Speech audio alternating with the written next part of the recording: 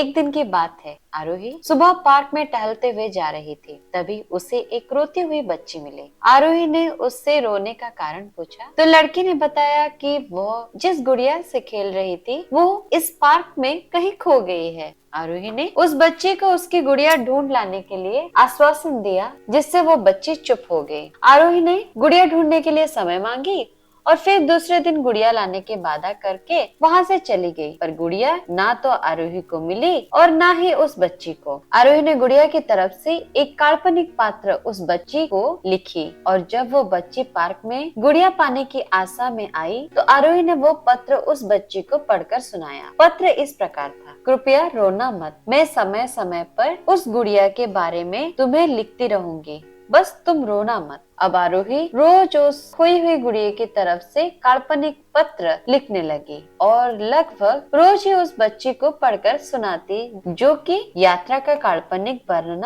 हुआ करता था। आरोही ने इस काल्पनिक लेकिन रोचक वर्णन से उस बच्ची को रोने नहीं दिया। वह खुशी खुशी अपनी गुड़िया को घुमकड़ी के किस्से सुनाने लगी। अब वो खुश रहने लगी। एक दिन जब काफी कहानियां होगी तो आरोही ने एक दूसरी गुड़िया उस बच्ची को लाकर दी। जाहिर है वो गुड़िया बदली हुई थी। उस बच्चे को अपनी खोई हुई पुरानी गुड़िया जैसे नहीं लगी तो वो आरोही की और देखने लगी। आरोही अनजान बनते हुए गुड़िया में चिपकी और चिट को निकाल कर पढ़ने लगी। उसमें लिखा हुआ था, यह मैं ही हूँ, तुम्हारी वाली गुड़िया जो पार्क में खो गई थी।